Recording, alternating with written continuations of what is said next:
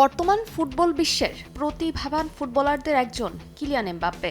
এরই মধ্যে বিশ্বকাপ জয়ের স্বাদও পেয়েছেন ২৫ বছর বয়সী এই ফুটবলার। ক্যারিয়ারে গড়ে চলেছেন একের পর এক রেকর্ড। সম্প্রতি রিয়াল সোসিয়েদাদের বিপক্ষে চ্যাম্পিয়ন্স লিগের ম্যাচে আলোচনায় আসেন কিলিয়ান এমবাপ্পে।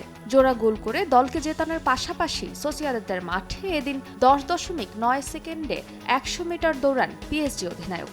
সেদিন ঘন্টায় 33.24 কিলোমিটার গতিতে দৌড়েছেন এমবাপ্পে।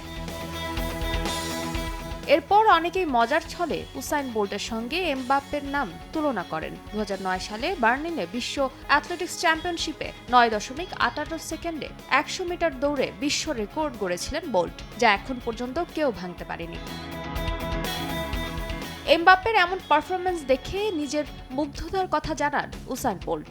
শুধু তাই নয়, 8টি অলিম্পিক স্বর্ণপদক জেতা এই তারকা মনে করেন কিলিয়ান এমবাপ্পে তার সঙ্গে একটি প্রতিযোগিতায় অংশগ্রহণ করা উচিত। তরুণ বয়সেই ফ্রান্সের হয়ে বিশ্বকাপ জেতায় ফরাসি তারকার প্রশংসাও করেন বোল্ট। উসাইন বোল্টের সঙ্গে দৌড়ানোর চ্যালেঞ্জ হাসি মুখেই গ্রহণ করেছেন এমবাপ্পে। একই সঙ্গে ট্র্যাকে নামার আগেই মেনে নিয়েছেন পরাজয়। আমি মনে করি উসাইন বোল্ট সবার জন্য অনুপ্রেরণা। এখানে যারা উপস্থিত আছেন তাদের প্রত্যেকেই হয়তো তার প্রতিযোগিতা দেখার জন্য মাঝরাতে জেগে থাকেন। আমি তাকে সম্মান করি।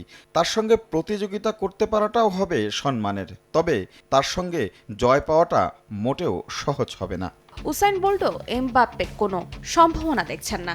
আমি চাই সে আমার সঙ্গে এই প্রতিযোগিতা করুক। সে ফ্রান্স জাতীয় দলের হয়ে অসাধারণ ভূমিকা রেখেছে। সে এত তরুণ বয়সে ফ্রান্স জাতীয় দলের জন্য যা করেছে তা সত্যিই অনুপ্রেরণা যোগায়। তবে আমার মনে হয় 100 মিটার দৌড় প্রতিযোগিতায় এমবাপ্পে আমার সঙ্গে জিততে পারবে না। 2017 সালে সকল ধরনের দৌড় প্রতিযোগিতা থেকে অবসর নেন 8টি অলিম্পিক স্বর্ণপদক জেতা এই জ্যামাইকান তারকা। সম্প্রতি 2024 টি-20 বিশ্বকাপে শুভেচ্ছা দূত হিসেবে কাজ করেছেন এখন পর্যন্ত 100 মিটার স্প্রিন্টের রেকর্ডধারী বোল্ট। ফারজানা জাহান প্রিয়া, সময় সংবাদ।